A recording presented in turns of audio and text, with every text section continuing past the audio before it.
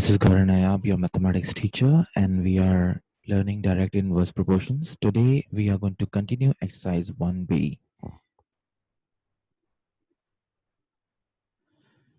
Exercise 1b, question number 9. During a certain period in life of an earthworm, its length, L centimeter, is directly proportional to the square root of n, where n is the number of hours after its birth. 1 hour after an earthworm is born, its length is 2.5 centimeter. So L is the length and N is the number of hours. And 1 hour after an earthworm is born, from the very beginning, its length is 2.5 centimeter. So find an equation connecting L and N. So in this question, it says that L is directly proportional to the square root of N.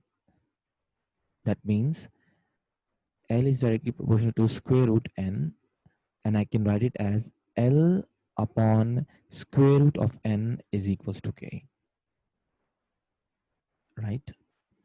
Now replace the length with 2.5 centimeter and hour is 1 hour later. So N will be 1 and L will be 2.5. Square root of 1 is 1 obviously, so value of K will be 2.5. Now we have to find a connecting equation. Okay, so from this, the connecting equation can be L is equals to N times K or K times square root of N. Replace the value of K as 2.5. So the connecting equation will be L is equals to 2.5 square root of N. Now, our next part is find the length of an earthworm 4 hours after its birth. So we are going to use this connecting equation and we are going to replace N with 4. Now the square root of 4 is 2. So the length after 4 hours will be 5 centimeters. Remember, it is right that the square root of 4 can be minus 2 also. But then, length cannot not be negative. So length is always positive. So we are not writing negative 2 here. How long will it take for an earthworm to grow to a length of 15 centimeter? Now this is a different question because we are going to make a connecting equation with respect to N. So we have a connecting equation L is equals to 2.5 N and we need only the value of N.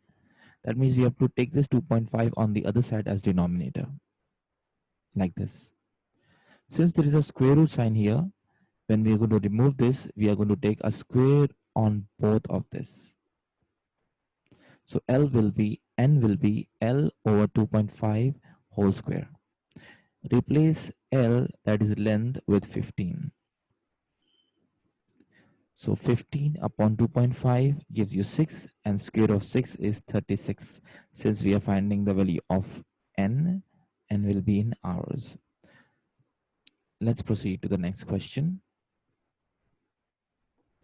If y is directly proportional to x square and the difference in the values of y when x is 1 and x is 32, find the value of y when x is minus 2. This is the question basically, so I've written it here separately. But first we need to find the connecting equation that connects L. Oh, that's from previous question. Kindly ignore this.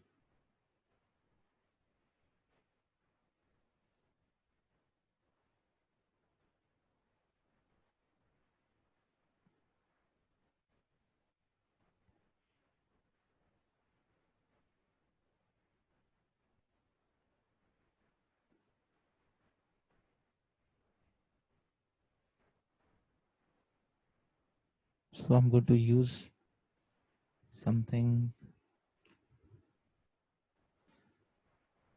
Okay, this part is not in the question. Okay, this is a typo error from the previous question. So you're going to start the solution from here. It says y is directly proportional to,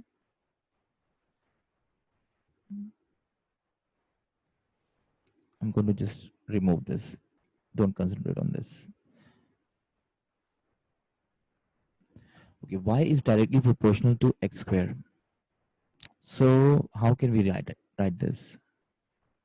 Y upon x square is equals to k. Not up till now, I'm confident that you are clear with this. Now, the next part is to make a connecting equation. So y is equals to k times x square. Now remember, we have different values of x here. X is 1 and x is 3. So it says when x is 1, y is 32, and when x is 3, y is 32. So when x is 1, how much will be y? Y will be kx square, replace x with 1, so y will be k. And when x is 3, y will be 9k. Remember, the difference of in their values is 32. That means, since the difference in the values is 32, that means 9k minus k is 32.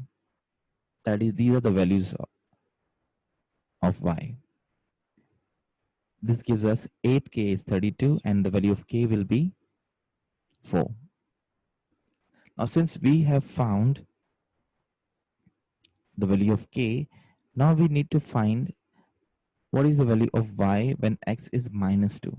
So let's write the connecting equation here. The connecting equation is y is equals to kx square. From here, replace the value of k with 4 and now x with minus 2.